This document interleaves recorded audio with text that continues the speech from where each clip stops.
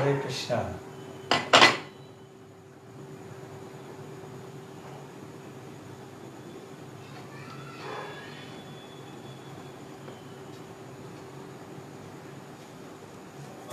I think Maharaj is online. Hare Krishna.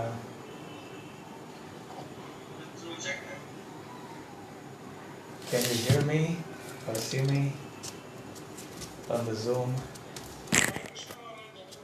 Hare Krishna.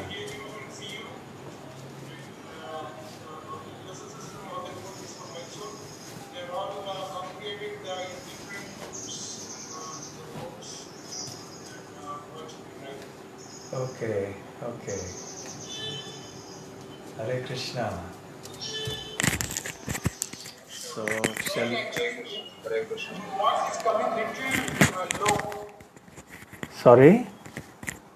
Your voice is coming little low. Voice is low.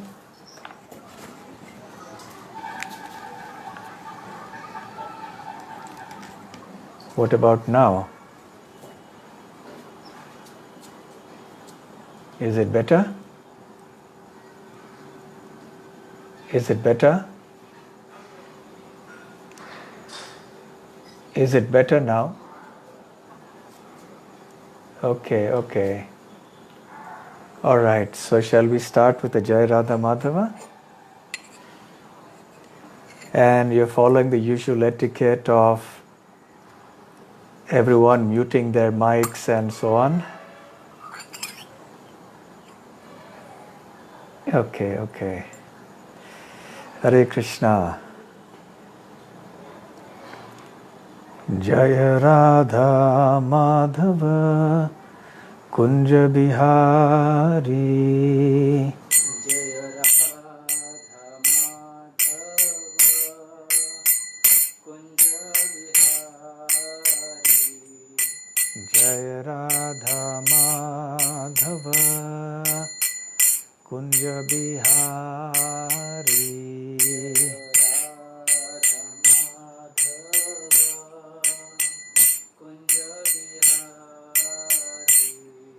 Jai Gopi Jana Vallabha Girivaradhari.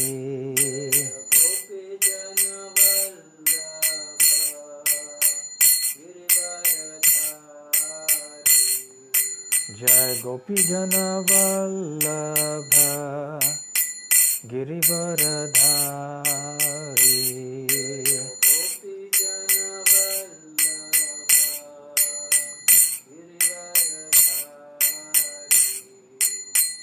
Yashodanandana Brajajana Ranjana.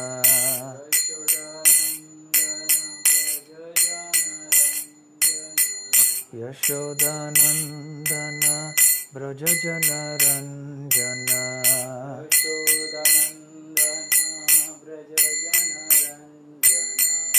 Yamuna Tira Vanachari.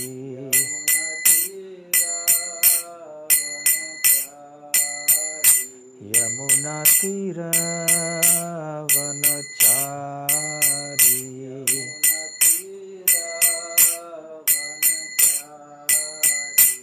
Jaya Radha Madhava Kunja Bihari.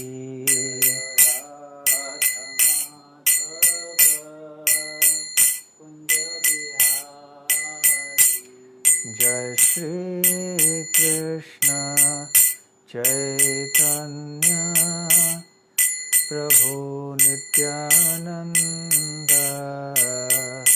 Shri Advaita Gadadhar Shivasadi Gaura Bhakta Vrinda.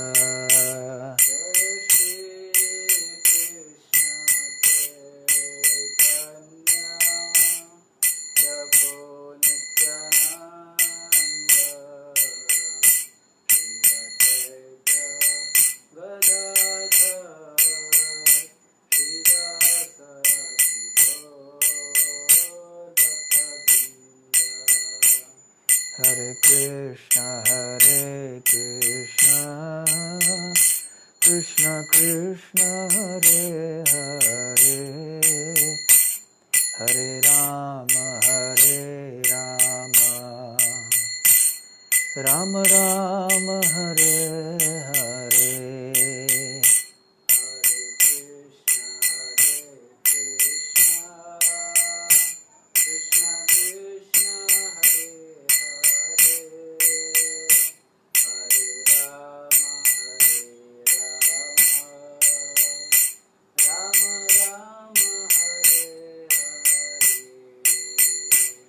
Hare Krishna, Krishna Krishna, Hare Hare, Hare Rama, Rama Rama, Hare Hare.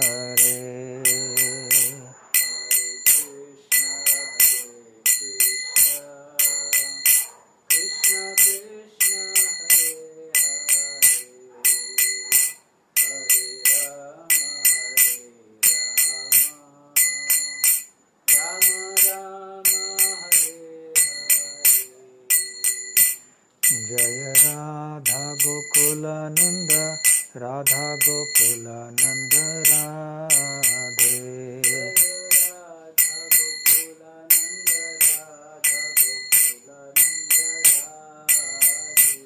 Jaya Jaya Prabhupada, Prabhupada, Prabhupada, Jaya Jaya Prabhupada.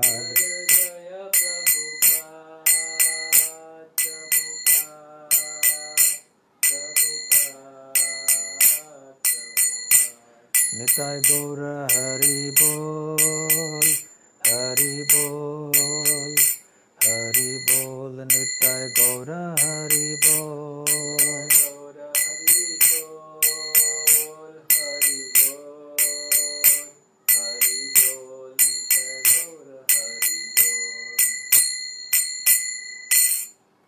Jayom Vishnupad Paramhansa Parivrajaka Shtotra Sat. His Divine Grace Abhay Charana Ravinda Bhakti Vedanta Swami Srila Prabhupada Ki Jai. Ananta Koti Vaishnava Vrinda Ki Jai. Shri Shri Radha Gokula Nanda Ki Jai. Shri Shri Gaur Nitai Ki Jai. Shri Shri Jagannath Baladev Subhadra Mai Ki Jai. Nitai Gaur Premanande. All glories to the assembled devotees. All glories to the assembled devotees. All glories to the assembled devotees. All glories, all glories, all glories to Sri Guru and Gauranga. Hare Krishna. So this is a special program for the devotees in Mysore, and we are connected to all of you on the Zoom conference, but we also have devotees joining us on the Facebook. So welcome to all of you, and in particular to the devotees from Mysore. So I'm very happy to be with all of you again. It has been a while since I visited all of you in Mysore. Radha Krishna Chandra Prabhu mentioned to me that you are discussing the 16th chapter of the Bhagavad Gita. You have reached up to this point. And the verse to be discussed today is, I think, 16.13, 14 and 15. So we will chant these verses responsively.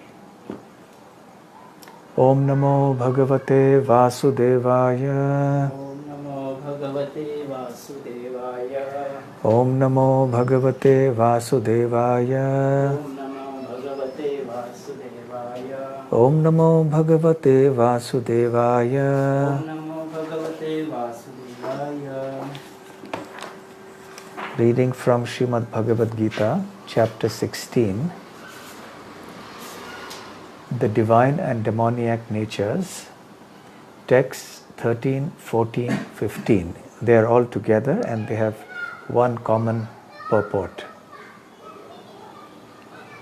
So I believe those of you who have the Bhagavad Gita in front of you, kindly open up and you can chant after me, even though I cannot hear it. Idam adya maya labdham Idam adhyam maya labdham imam prapsye manoratham imam prapse manoratham idam asti idam api me idam asti idam api me bhavishyati punardhanam bhavishyati punardhanam asau maya hatah shatruh asau maya hata shatru hanishye chaparanapi anishye cha paranapi ishvaroham aham bhogi ishvaroham aham bhogi siddhoham balavan sukhi siddhoham balavan sukhi adhyo bhijanavan asmi adho vijanavanasmi konyosti sadrisho maya Pamyasti satrasho maya yakshye dasyami modishya yakshe dashyami modishya ityajnana vimohitah. yajnana vimohitaha. Translation by Srila Prabhupada. The demoniac person thinks, so much wealth do I have today, and I will gain more according to my schemes. So much is mine now, and it will increase in the future, more and more. He is my enemy, and I have killed him. And my other enemies will also be killed. I am the Lord of everything. I am the enjoyer. I am perfect, powerful, and happy. I am the richest man, surrounded by aristocratic relatives. There is none so powerful and happy as I am. I shall perform sacrifices. I shall give some charity, and thus I shall rejoice. In this way, such persons are deluded by ignorance.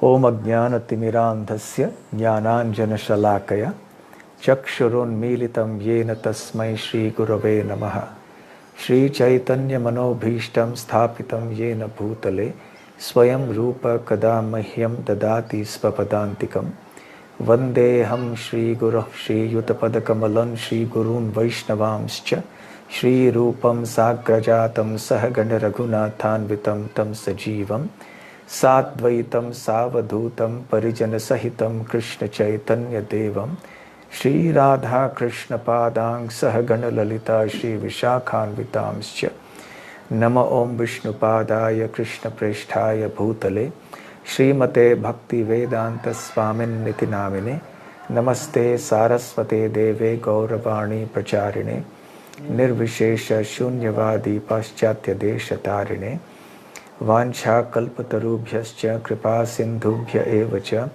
Patitanam Pavanebhyo Vaishnavebhyo Namo Namaha Jai Shri Krishna Chaitanya Prabhu Nityananda Shri Advaita Gadadhara Shivasadi Gaur Bhakta Vrinda Hare Krishna Krishna Krishna Hare Hare Hare Rama Rama Rama Hare Hare.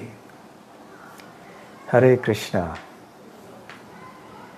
This is a very important topic that Lord Krishna is discussing here in the 16th chapter of the Bhagavad Gita, the divine and demoniac natures. There are two kinds of prakritis or nature. One is called the Daivim Prakritim or Daivim Sampada. Sampadam Daivim. That is the divine nature. The second is Sampadam Asurim, the demoniac qualities. So Abhijatasya, Lord Krishna, you must have discussed this earlier on in the 16th chapter, in the first few verses, where Krishna speaks the word, very importantly, Abhijatasya, which means of one who is born with it. So generally, the qualities come with us at birth. And somebody is born with a divine nature, somebody is born with a demoniac nature. Mostly people are born with mixed natures. And we have a little bit of the demon and a little bit of the divine within us. And there is a perpetual battle that goes on between the two. You must have heard this analogy or this example on some occasions before. It is said that in Satya Yuga, those people who were demoniac and those people who were divine lived on completely different planets. The Devas lived in the Swargaloka and certain other planets, and the Asuras had their planets, and perhaps some of them lived on earth as well. And then in Treta Yuga, they lived on the same planet but in different lands. So we had Ravana living in Lanka and Sri Ram living in Ayodhya. Then we had the Dwapar Yuga, in which they lived in the same land but in different cities. Like you had the Pandavas who were divine living in Indraprastha, and the Kauravas who were demoniac living in Hastinapura. And then in Kali Yuga, there is a further problem. The divine and the demoniac exist not only on the same planet, not only on the same land, but also within the same city and within the same person. Us has within our heart the divine and the demoniac natures, Sampadam Daivim and Sampadam Asurim. So these qualities have been enumerated by Lord Krishna in the beginning of the 16th chapter. So you have gone through the list of all these qualities, so I won't repeat them here. Suffice it to say that in his elucidation or elaboration of the demoniac qualities, Lord Krishna is speaking about the mentality of the demoniac person in these verses that we just read out, verses 13, 14 and 15. How a demoniac person thinks and how he acts. As you know, everything is based upon thinking. And thinking, Prabhupada says, everything depends on consciousness. You may work in a factory, or you may work on the fields, you may be a rich person or a poor person or a king or anybody. You can continue to do your legitimate work. It's a question of your consciousness, it's a question of your mentality and why you're doing a certain thing, in what mentality you're doing that work. So the consciousness of the mentality is the cause of our actions. So what is the mentality? What is the thought process that's going on in the minds of the demoniac people? So in these three verses, Krishna begins by saying, the demoniac person thinks to himself, Idam adya maya labdham. Idam means this, adya means today, maya means by me, and labdha means obtained. So as of today, I have obtained so much. Meaning I have this property, I have this wealth, I have this, I have that prestige, and so on and so forth. Imam prapse manoratham. Manoratham indicates the desires. You know, it indicates that we have many plans, many ambitions. And according to our desires, we want to obtain so many things. So the demoniac person thinks, today I have this much, and I will also obtain so much more in the future. And according to my plans, according to my desires and schemes, I will obtain more and more in the future. Idam asti idam apime bhavishyati punardhanam. So I have so much wealth today. And I will obtain so much more tomorrow. Bhavishyati punaha dhanam. Bhavishyati means in future I will obtain more wealth. So this is an important facet of the personality and consciousness of a person who is demoniac. So what do we understand from these words so far? Number one, that the demoniac person is always in material consciousness, thinking about what he or she has and what he or she hopes to have in the future. So the constant meditation or contemplation of a demoniac person is on material assets, on material things, on wealth, on material prestige, on material enjoyment. So this is the one-track mind of the demoniac person. And also, he's never satisfied. He's not satisfied with what he has at the present moment. I have so much today, and that's enough for me. If it comes by destiny, I'll be happy. If it doesn't come, I'll be also all right. He doesn't think like that. He thinks, I have so much. Now that quantity that he has now may be a lot, it may be less. But even if it is a lot, he's not satisfied. Therefore, he wants more and more and more. Idam prapsya manoratham bhavishyati punardhanam.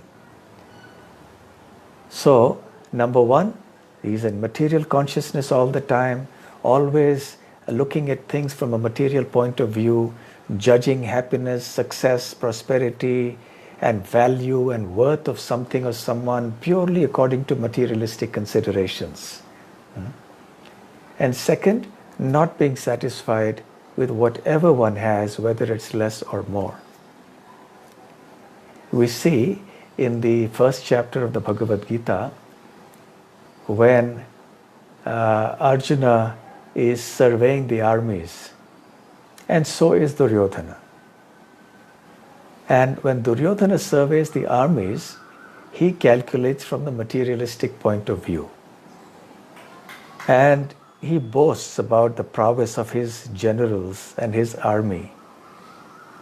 And he tries to minimize the power of the Pandava forces, because he's thinking only in terms of material numbers, material strength, material personalities.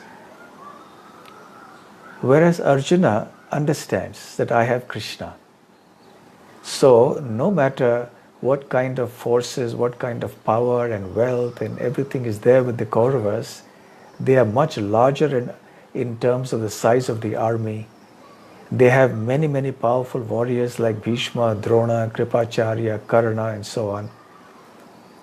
Our army is relatively much smaller, but yet we have Krishna. So Arjuna's vision was spiritual. He did not calculate things by material estimation, as Duryodhana was doing.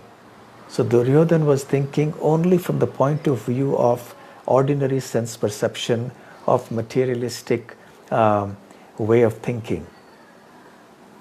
Therefore, he was thinking victory is ours for sure, because we are much more powerful in every respect. Whereas Arjuna knew that because Krishna is with me, therefore victory is ours. Yes? Yatra Yogeshwaraha Krishna, Yatra Partha Dhanurdharaha, Tatra Shri Vijayo Bhuti Dhruva Nitir Matir Mama. So the last verse of Bhagavad Gita, Sanjaya explains that wherever there is Krishna, who is Yogeshwara, the master of all mystics, wherever there is the great devotee like Arjuna, who is the wielder of the Gandiva bow, there will be victory, there will be opulence, there will be morality, there will be everything auspicious. So therefore, Arjuna is the exemplar of a devotee. And Duryodhana is the exemplar of materialistic thinking, of demoniac thinking. So we find both positive and negative examples in the scriptures. Sometimes the question arises, why do the scriptures also speak so much about evil people? Why doesn't it speak only about saintly people? Because you see, the primary purpose of scriptures is to give us instruction on how to live in this world, what to do, what not to do, and so on. And instruction is of two sorts, positive and negative. Positive in terms of what to do, and also in terms of the good examples to emulate and follow. And negative in terms of what not to do, on what sorts of personalities to not emulate and follow. What kind of benefits and consequences comes as a result of following great personalities who are of divine nature, and what kinds of disaster and calamity awaits us if we follow the examples of demoniac people. Therefore, the scriptures give us both types of examples. So, these characteristics of the demoniac people are very important for us to note, because as I said earlier, we have that demoniac nature within us sitting alongside the divine nature. Many times it surfaces and we have to subdue it. There is a constant battle going on in our heart.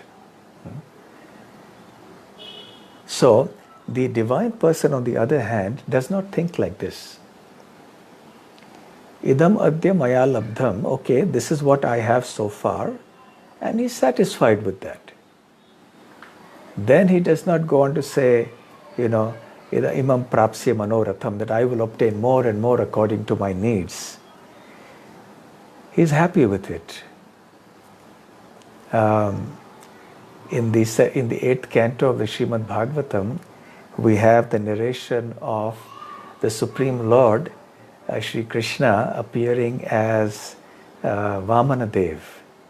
He appears before Bali Maharaj, who is about to commence a sacrifice.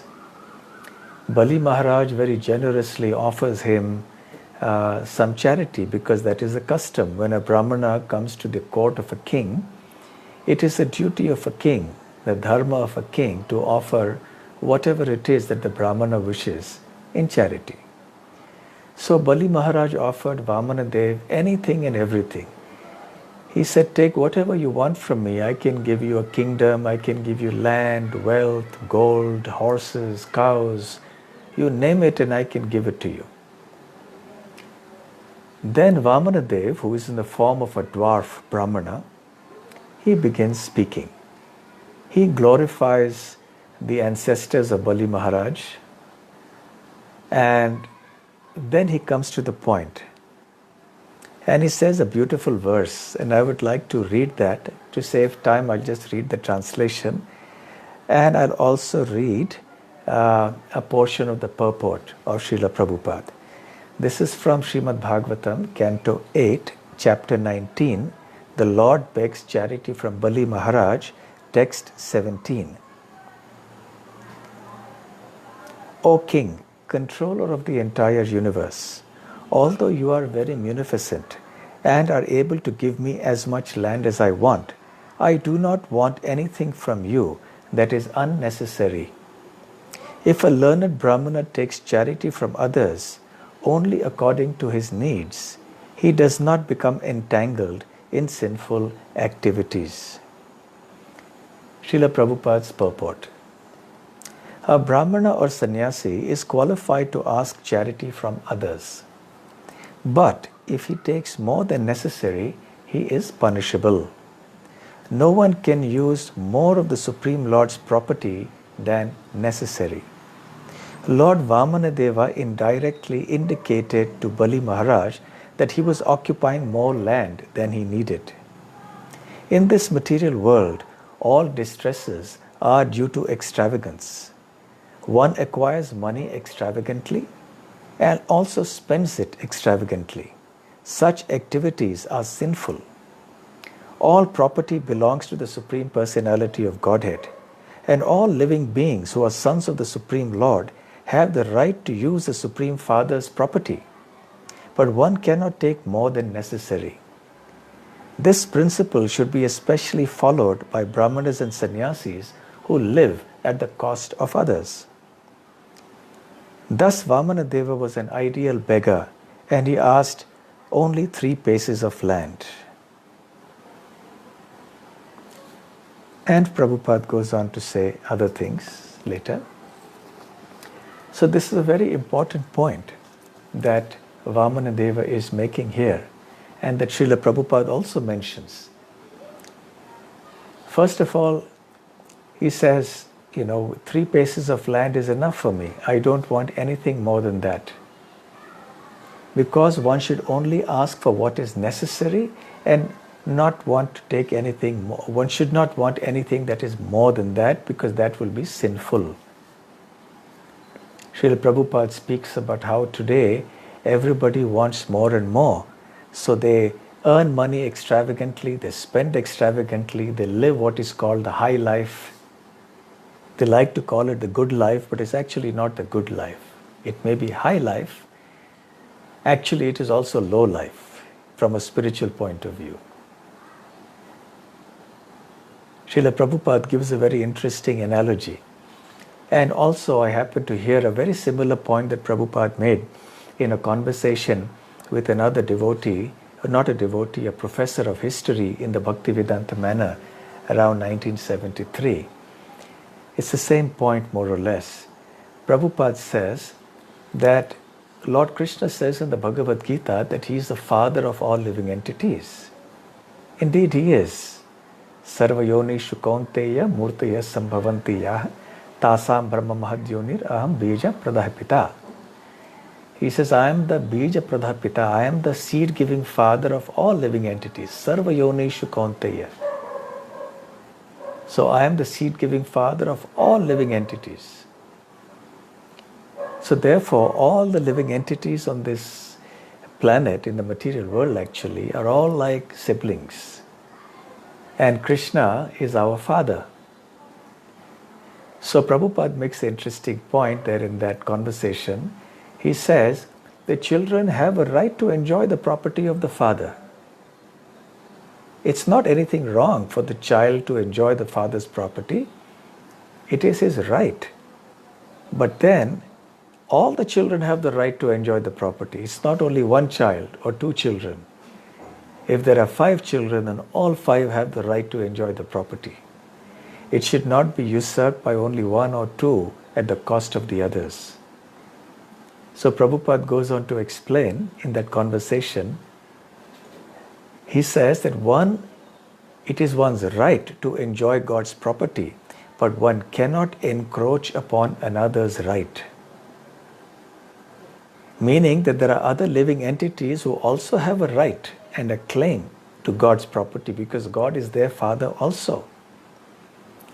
It's not just other humans who have a claim on God's property on earth. The animals have it, the birds have it, the insects have it, the trees and plants have it. So the resources of nature, though limited, are adequate for fulfilling the needs of the living entities. All the living entities living here on earth. And population is not a problem if people live according to their needs. The problem arises when people try to live extravagantly, as Prabhupada says in the purports. They spend money extravagantly. So when there is extravagant expenditure, living the high life, the so-called good life, then naturally if everybody wants to live like that, then there will be inadequate resources. Then there will be a great struggle for acquiring those resources. And because the resources are limited and the wants of greedy people are unlimited, so there will be much fighting, much quarrel, there will be wars, there will be crime, there will be selfishness and hoarding and so on and so forth.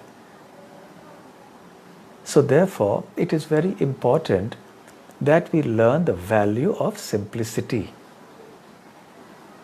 And that quality is a part of the divine nature. I read somewhere some months ago that if everybody on the earth were to live the same standard of life as do people in the so-called first world. So-called first world means countries which are so-called developed from an economic, point of view, like America, some of the European countries, and so on.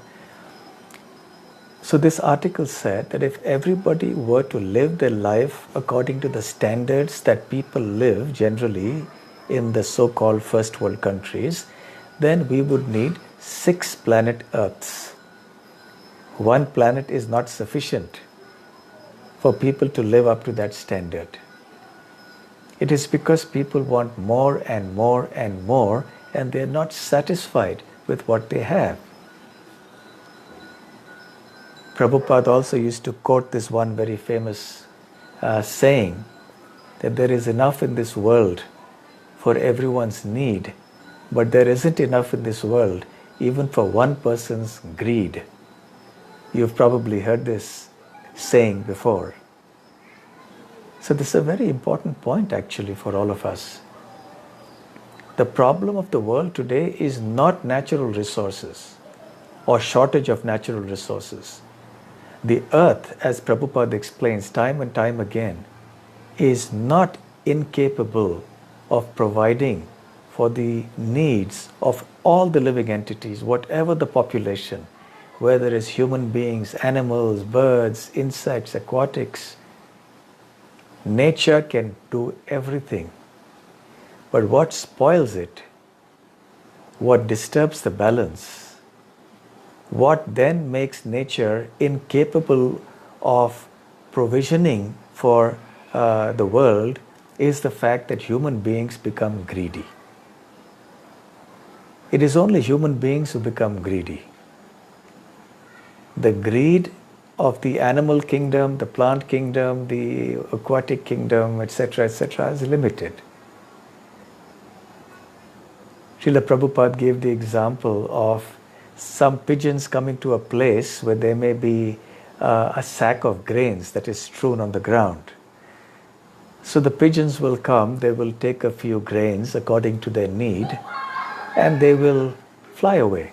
They are satisfied with a few grains because they have filled their belly. But if a human being were to come to that place, then he would take away the whole sack. He will steal it. Although he doesn't need that whole sack, he can eat only maybe a palmful or 2 palmfuls of the grain at any one time. But he has a tendency to acquire, to accumulate, to hoard. And because he's always insecure, so he's always thinking of making his position more secure by accumulating more and more, because he thinks that by accumulating goods, he will become more secure in life. To some degree, yes, we all need to have some provisions, and we are all realizing this in the time of the lockdown, where indeed severe problems are coming across to everybody, and we are more than ever now realizing the need of trying to reduce our wants. There is a difference between needs and wants. Needs are very basic and simple, but wants are unlimited. There is that poem, I think it was a poem in Hindi that we used to read in school, where the poet says that if all the trees on the earth were like pens, and if all the oceans on the planet Earth were like ink, and if the entire sky was paper, and if we used all these pens and all this ink and all this paper and started writing down the list of our desires, the pens would finish, the ink would finish, there would be no space left on the sky to write anything, but our list of desires would not finish. So this is the problem. We have unlimited desires. Imam prapse manoratham. Yes? Bhavishyati punardhanam. Yes, I want more. Tomorrow I have this much today, I will get more tomorrow. The day after I will get more and more and more. And there is no limit to this. So this is a very, very important point, that the desire to acquire unlimitedly more and more and more is a demoniac quality, whereas the desire to be, or the tendency to be satisfied with what we have now, or to be satisfied with what will come ahead in life with reasonable endeavor, that is sattvic, that is divine, that is sampadam daivim. Whereas not being satisfied with what we have and wanting to accumulate and being always in consciousness is sampadam asurim, the demoniac nature. And also, apart from this, as we will see here in the verses to come, it makes one very proud that I have so much wealth. I remember a story that Srila Bhakti Siddhanta Saraswati Thakur used to say, a little parable just to illustrate a point. Once upon a time there was a frog, and he came across this half a rupee coin, a 50 paisa coin. For those of you who don't live in India, you know that the currency of India is a rupee. So a rupee, you can have coins also, and there are also half of that, 50 paisa, half a rupee coin. So now we're talking of the time when Srila Bhakti Siddhanta Saraswati Thakur lived, which is more than 75 years ago. At that time, half a rupee was quite a lot. The annual wages or the monthly wages of people used to be like 3 rupees, 5 rupees. And you could have a decent life with 3 or 5 rupees. Maybe 10 rupees if you were a little well off. So he was talking about this frog who came upon this half a rupee coin. So he thought, my God, I have got half a rupee. I am a wealthy person. This is my property now. This is with me. So he placed himself on that coin and began to think that he had become very, very powerful and very wealthy. And so he became so wealthy that he started thinking that he was a lord of the earth now, and that there was no power that could displace him. And he thought that let anybody come, let even the lord of the king of the animals, the elephants, let him also come. And I will just stand in front of him because now I have so much wealth. I have this half a rupee coin with me. Soon enough, the keeper of the elephant of the king, sitting on the elephant, came with the elephant to the river to give the elephant a bath. So when the elephant came on the road, then the frog puffed up his chest, and thinking himself to be very, very powerful, then he jumped in front of the elephant as if to challenge him. The elephant most likely didn't even notice. He was walking ahead in a royal fashion, and the frog got crushed under the foot of the elephant. So Srila Bhakti Siddhanta Saraswati Thakur says that for those who are puffed up with the pride of material wealth, material prestige, material accomplishments, their pride is short-lived. It is based on illusion. It is based on the mode of ignorance, and it can get crushed any time. And that is a fact, because death can come any time. We have seen how fortunes can change overnight, leave alone the COVID-19 pandemic. But even in life in general, we have heard of so many instances where people who were millionaires, they lost all their wealth overnight and they became very poor. And we also hear examples of people who were poor but who overnight became very wealthy. So the accomplishments and the wealth, etc. of this world is very fleeting, very temporary. and it can go anytime. So therefore one should not place too much emphasis and weight on these accomplishments and wealth and so on. One should understand the flickering nature of this, of wealth, of material wealth. The goddess of Lakshmi, a goddess of fortune, is called Lakshmi, Lakshmi Devi. So whenever somebody has more wealth, it is a general saying in India that he has been blessed by Mother Lakshmi, or Lakshmi Devi's merciful glance has come upon him, and therefore he has acquired so much wealth. But another name of Lakshmi is Chanchala. Her husband is Chanchalapati, he is Lord Vishnu. But Lakshmi's name is Chanchala. The Chanchal means restless. Chanchala indicates the feminine. So it indicates that Lakshmi Devi, the goddess of fortune, is very restless. Restless in what respect? Not in respect of serving the Lord. She is very steady when it comes to serving the lotus feet of the Lord. In fact, she is the exemplar par excellence for the method of devotional service of Pada Sevanam. As you know, that there are 9 processes of devotional service as outlined by Prahlad in the Srimad Bhagavatam, starting with Shravanam, Kirtanam, Vishnu, Smaranam, Pada Sevanam, etc. So Pada Sevanam is one of them, serving the lotus feet of the Lord. So Lakshmi is considered the best example for that. So she is very resolute, extremely devoted, and very fixed in serving the lotus feet of Lord Vishnu. So she is not at all restless when it comes to devotional service. But when it comes to bestowing wealth upon people in this world, she is very restless.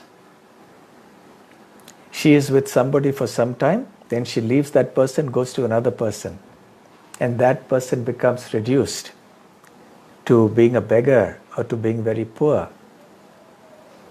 We see that not only in the case of an individual lifetime, where a person who is rich may suddenly become poor and vice versa, but you also see that with dynasties of wealthy people. Let's say there's a very, very wealthy dynasty, and the wealth of that family lasts maybe for 2, 3, 4, 5 generations.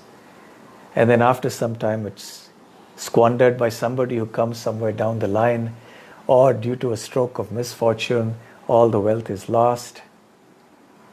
It happens not only for dynasties over a period of generations, but also happens to empires and kingdoms. So human history is full of examples of kingdoms that last for maybe some 25 years, some 50 years, some 100, some 200, 250 at the most. There are very, very few kingdoms, probably, I can't think of any in recent history in the last 1,000 years where any empire may have lasted for more than 250 or 300 years at the same level as it was at its zenith. Take a look at all the empires, whether in Indian history, in European history, world history, anywhere. So this is the nature of Lakshmi, Lakshmi Devi. She is very fickle. So we can never expect power, prestige, material assets, wealth, etc. to remain with us for long. And because these things will be lost very quickly, we should not place much faith on these things. We should not attach inordinate or excessive value to these things. Undoubtedly, money is important, material assets are required to live in this world. So some degree of importance naturally needs to be given to these things. But we should not give excessive importance to that, like the person with the demoniac consciousness does. And then further, Krishna says here, Asau maya hataha shatruho hanishye cha paranapi. So this is my enemy, I have already killed him. And now I will also kill other enemies who are around me. I have made my plans, so nobody will be able to fight with me. I will destroy all my enemies, and my path will be cleared. There will be no more thorns in my path.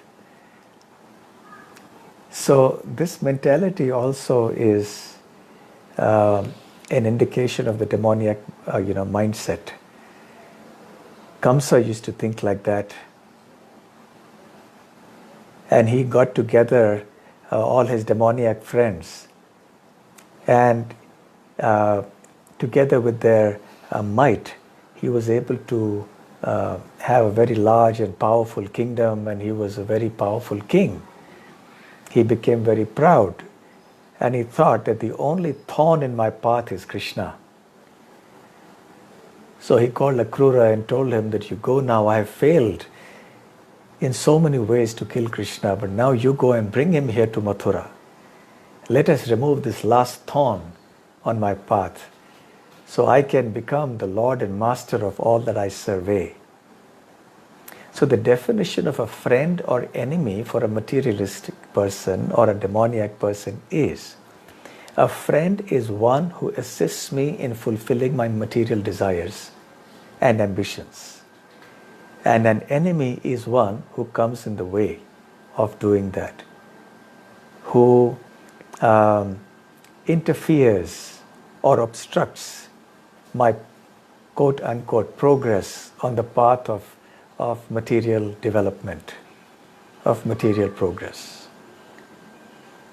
However, just as everything in this world, including wealth, position, prestige, power, are all temporary and flickering, so are the so-called friendships and enmities of this world. So often do we see that people are friends today, they become enemies tomorrow. How many times we see that people are enemies today and they patch up somehow and they become friends again tomorrow.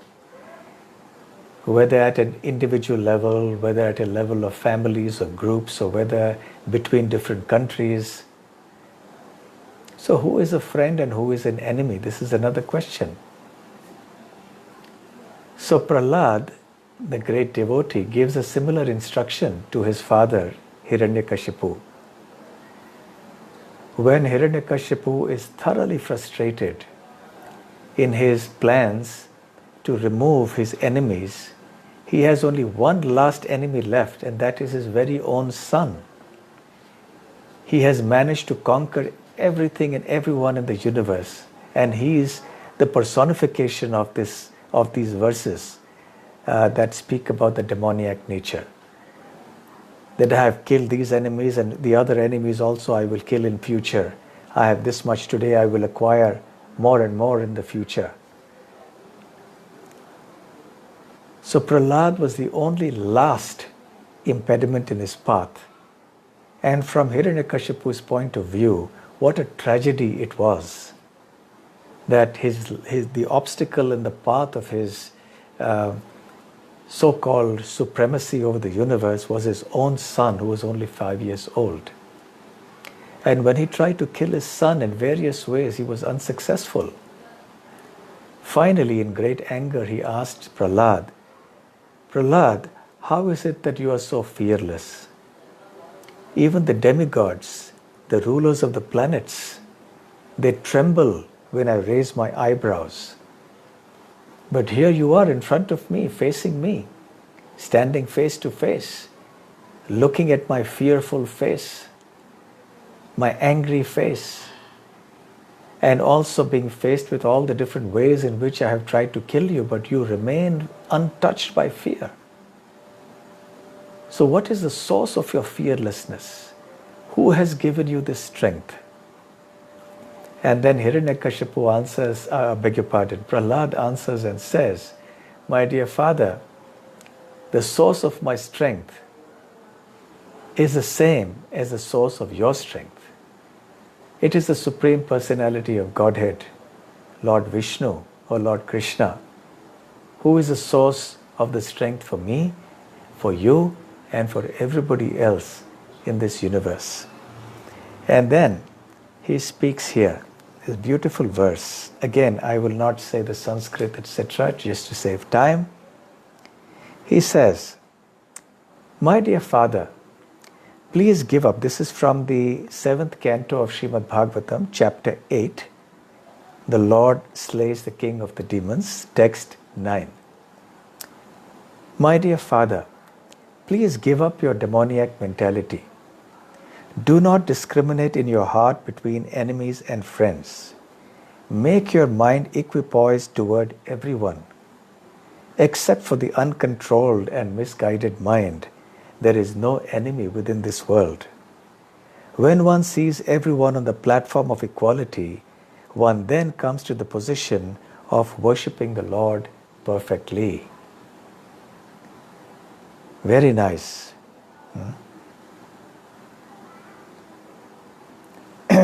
So he said, don't think in terms of friends and enemies. Because the real friend or real enemy is the mind. And that's what Krishna also says in the Bhagavad Gita. Yes? So, Prahlad's next instruction to his father is, "Dasyun purashan na vijitya lumpato manyante eke swajita disho dasha." Dasya refers to a bandit or a plunderer. So Prahlad says, Pura, in the olden days, there were many such bandits or plunderers. Shan na vijitya lumpato. Shan na vijitya. Shan refers to the 6 enemies within. Lust, greed, anger, envy, pride, illusion. He said, na vijitya. So they were not able to conquer their internal enemies, but lumpato manyante eke swajita disho dasha. They conquered the 10 directions, disha dasha. But they did not conquer their own minds. And they thought that they were very exalted conquerors of this world. They developed what we would in today's language call delusions of grandeur. They imagined themselves to be very powerful. So Prahlad says, in former times, there were many fools like you, O Father, who did not conquer the 6 enemies that steal away the wealth of the body. These fools were very proud, thinking, I have conquered all the enemies in all the 10 directions. But if a person is victorious over the 6 enemies and is equipoised toward all living entities, for him there are no enemies. Enemies are merely imagined by one in ignorance. Again, a very important point, which is that this whole conception of friends and enemies is an illusion. It is an imagination. It doesn't exist in reality. It only exists in a mind because we think someone is our friend or someone is our enemy. Our actual enemy is our own mind if it is uncontrolled. So the demoniac person has no conception. In fact, Hiranyakashipu became so angry when Prahlad told him to control his mind and senses, and Hiranyakashipu chastised Prahlad and told him, do you think you are better at controlling the senses than I am? So even though Hiranyakashipu's senses were totally out of control, but he imagined that he was totally in control of his mind and senses. So in this way, the demoniac person is always ready to find out who is his enemy and how he can kill them. Ishvaroham aham bhogi siddhoham balavan sukhi. And then after having conquered his enemies, he will say, I am the Lord, Ishvaroham. Aham bhogi, I am the enjoyer. Siddhoham, I am perfect. Balavanaham, I am strong. And then the Adhyaha abhijanavan asmi. I am wealthy and I am surrounded by so many of my aristocratic relatives. Konyosti sadrisho maya. There is none so powerful and happy as I am. It's all about me. The huge ego is developed by a person of such demoniac mentality. I shall perform sacrifices, I shall give some charity, and thus I shall rejoice. In this way, such persons are deluded by ignorance. So Krishna in these three verses, 13, 14 and 15 of the 16th chapter of Bhagavad Gita, describes some attributes of the demoniac mentality. So the exact opposite of this is the divine mentality. So as I mentioned earlier, we have to get instruction from the positive examples and also from the negative examples. So in this case, Krishna is giving us the negative examples. He's telling us what we should not be. And the fickleness, the futility, the uncertainty of life in this material world is illustrated today in the midst of this COVID-19 pandemic, where rich and poor, everybody is at risk. It has shaken up the whole world to such a degree where it has made all our plans go awry. We all have our plans for doing things, but as the saying goes, man proposes, God disposes. So therefore it is better for us to surrender to God, follow His plan, act according to His instructions, and let God dispose. Let Him decide what way He wants to conduct our life. If we surrender to Him and follow His instructions, then Krishna will protect us and take care of us. Then our life will be happy and sublime. Okay, so we will stop here. We will have some questions. If you wish, you can ask some questions now. So, Radha Krishna Chandra Prabhu, maybe it can be typed in the chat.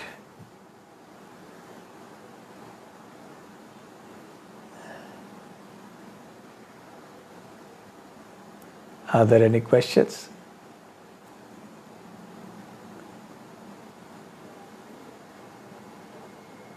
Yes?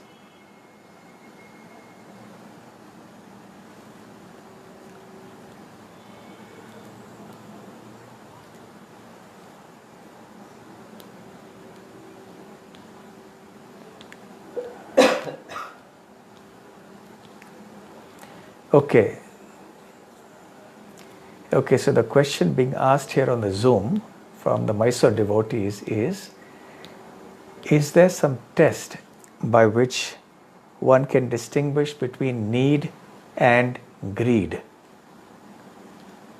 So that's a good question. There are some tests, some very simple tests. Essentially, even the level of the test will depend on our level of consciousness. Because somebody who is accustomed to a certain standard of living will not be able to live with anything less. So that person considers something as essential, whereas that thing may not be essential for somebody else. So let me say, be satisfied with what you have right now, even though it may be less. That doesn't mean that you shouldn't work.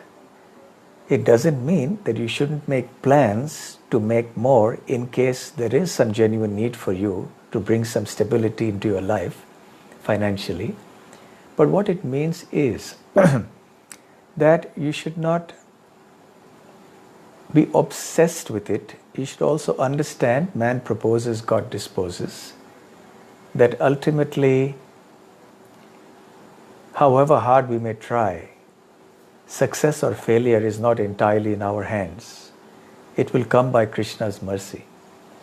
So we will work with honesty, we will work hard, reasonably hard. We will also create time for our Krishna consciousness. We will take out time to chant Hare Krishna, to hear Srimad Bhagavatam and Bhagavad Gita, to read and worship the Lord. And then in the rest of our time we will work and maintain our families, maintain the body and so on. with that honest, reasonable endeavor, whatever comes, fine, fair enough. Number one. Number two is that don't endeavor in such a way that it spoils your spiritual life. If you're working so extra hard that you don't have time to hear and chant about Krishna, then it's not worth it. It may happen sometimes in an emergency situation for a short while, that's all right. Then you may do whatever is required. But that should not be something that continues in the long run. And thirdly, in your mind, try to think deeply about how much it is that you really need. It. And then reduce. Even if you can't refuse it, okay, go ahead, take it. But make sure that you use less. Don't try to live extravagantly. Don't try to accumulate, as Prabhupada says, unnecessary necessities of life. That's an interesting phrase Prabhupada uses in one purport. Unnecessary necessities. Which means they are unnecessary, but we think they are necessary. So if you introspect a little, you will realize they're not actually as unnecessary as you may think in the beginning. And automatically you will be able to cut down your expenditure, cut down your wants, and the gap between your wants and needs will reduce. So it's a constant process that will go on. Okay? Any other question?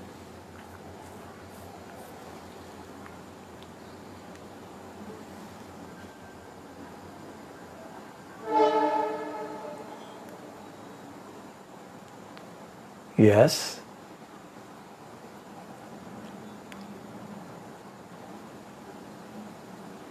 Okay.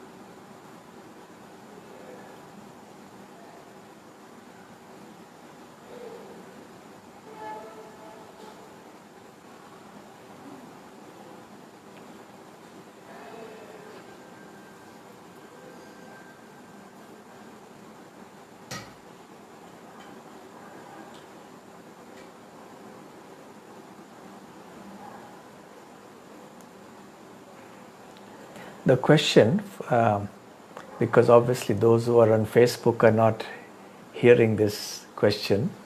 So the question here is that the devotees, they have been discussing the nectar of devotion, where it is also said that one must not build extravagant temples and so on and so forth. And also that we find the tendency to live an extravagant life and accumulate goods. So how can we protect ourselves from that? Well, as far as extravagant temples is concerned, one should not certainly build extravagant temples for the sake of one's personal prestige and to acquire more money and to get more fame, etc. But where there is such a need for preaching, then Srila Prabhupada and Srila Bhakti Siddhanta Saraswati Thakur, and indeed even the 6 Goswamis did build temples, but only when the money came. Like Sanatan Goswami had the Madan Mohan deities, and he would keep them in a cloth bag, and he would carry the bag with him. Only when a rich man came along and gave a lot of money, then he said, okay, then he built the temple for Sanatana Goswami. So similarly, Rupa Goswami, Jiva Goswami, they all had temples built. Man Singh came and built the Govinda Dev temple. There were others who came and built Radha Damodar temple. So like that, when wealthy people come and their wealth can be used for Krishna's service, so then that's all right. Provided it is not done for such, it is done with a pure devotional spirit. And it is done for the sake of spreading Krishna consciousness and making it available to a large number of people. Srila Prabhupada one time said in Europe, when a journalist came to interview him, that when he asked him, why do you have such a big castle, which had been converted into a temple, he said, I don't need the castle for myself. I came from Vrindavan, I was living in a small room and I was quite happy there. But if I came to Europe and if I sit under a tree, will you come to me to ask me questions for your magazine, take an interview? You will not come. It's because we have this castle and we have this opulence that you are coming here in the first place to me and to see all of us and wonder what we people are about.